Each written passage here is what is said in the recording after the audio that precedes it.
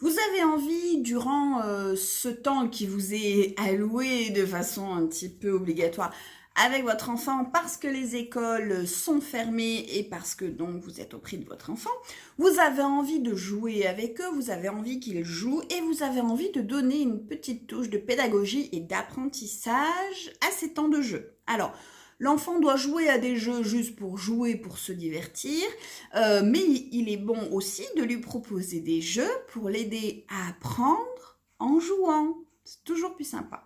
Alors, je vous présente ici deux jeux que vous pouvez vous procurer sur Internet. Moi, je me les suis procurés chez un célèbre site américain qui ne vient pas de l'Amazonie.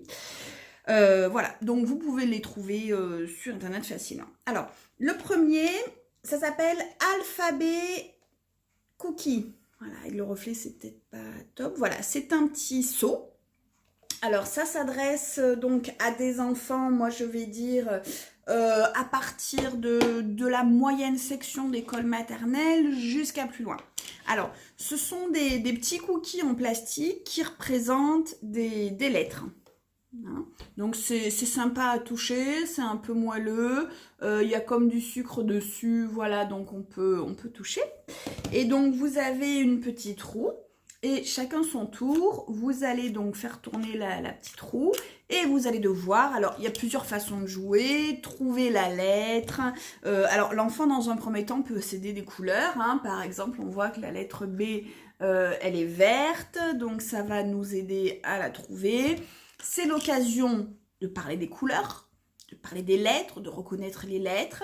C'est l'occasion aussi d'apprendre à attendre son tour, à respecter la règle du jeu. C'est l'occasion d'apprendre à perdre.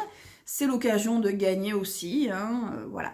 Donc c'est un jeu qui est très sympa, que vous allez pouvoir utiliser au début avec une reconnaissance des couleurs et des lettres pour les élèves qui sont en fin de maternelle.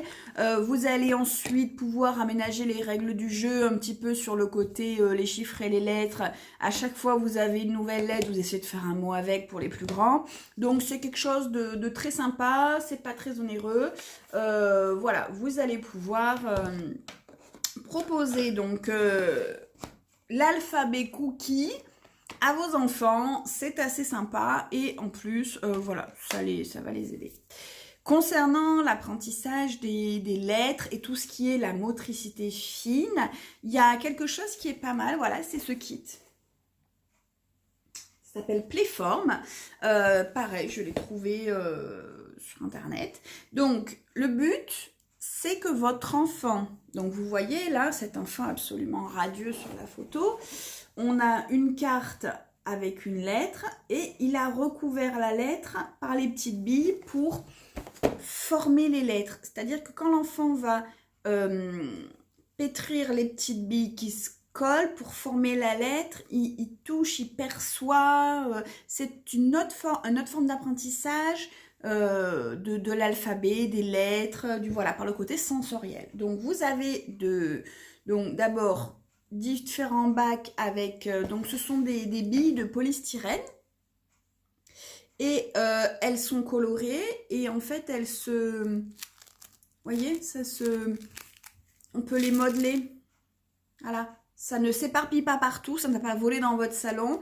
Et vraiment, on peut former des lettres, on peut faire des choses plus rondes. On peut faire une belle saucisse, voilà. On fait le début d'un dé et après on en met un autre ici, voilà. Il y a plusieurs couleurs, ça ne tache pas, ça ne salit pas, ça ne s'envole pas. Donc le but avec les grosses lettres, on indique des dinosaures.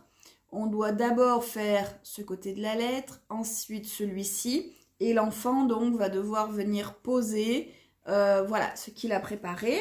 Donc là, vous en avez un pour l'exemple dans un moule avec la lettre A. Vous allez retrouver bien sûr toutes les lettres. Hein. Il y en a des différents côtés.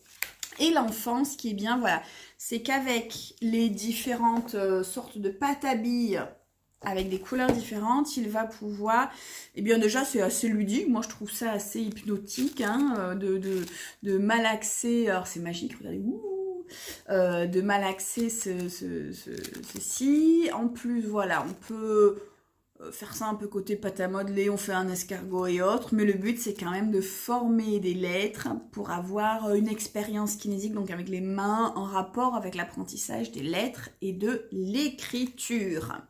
Donc ça, c'est plutôt pas mal. Après, je peux vous présenter, alors, ah oui mais là il n'est pas monté, voilà. Celui-ci c'est un petit singe, c'est plutôt pour le côté chiffres. Alors, vous le trouvez aussi en ligne. Monkey Balance, donc c'est un petit singe ici, voilà, donc vous avez une balance avec 2 plateaux, vous avez des petits singes et des chiffres, et les chiffres, comme les singes, sont lestés de façon à ce que, par exemple dans l'exemple, quand vous posez le chiffre 6, il a un certain poids.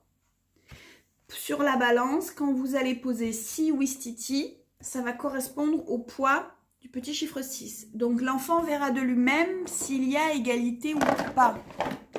Et en plus, ça permet que l'enfant associe le fait que des chiffres plus grands ont un poids plus lourd. Ça permet au niveau cérébral, voilà, d'appréhender la notion vers le volume et la quantité que représente le chiffre. Donc l'enfant va pouvoir, donc il y a des cartes qui vont avec. Au début, c'est vraiment identifier le chiffre, donc le chiffre 6, ça correspond à 6 unités de singe. Et après, vous avez des cartes où on a différents niveaux, où on va commencer à faire des additions. Si j'ai 2 singes et que j'en rajoute 3, combien ça fait? Donc je calcule, je vous dis que ça fait 6, j'essaye avec les singes. Ça fait pas le bon poids, ah bah non, ça fait 5, donc voilà. Vous allez pouvoir jouer selon les différents niveaux de scolarité de votre enfant. Ça va aller de la reconnaissance des chiffres aux notions de calcul mental. On s'arrête à 10, il me semble. Donc voilà, pour appréhender addition, soustraction, l'apprentissage des chiffres et le repérage de qui est plus grand que... voilà, et en plus la balance est assez ludique avec le petit singe et les cartes qui vont avec. Donc voilà, 3 choses que je trouve vraiment très bien. Comme je vous l'ai déjà dit, on n'est pas sponsorisé, on ne nous offre pas les jeux pour qu'on en fasse la pub. Si on a les boîtes de jeux là, c'est parce qu'on les a achetées et c'est parce qu'on les utilise dans les ateliers avec les enfants et qu'on les propose aux professionnels, vraiment parce que c'est quelque chose que l'on trouve bien, auquel on croit et qu'on a envie en toute impartialité de vous présenter comme étant un produit intéressant pour votre enfant. Donc voilà de quoi apporter un petit côté pédagogique et apprentissage aux jeux de vos enfants.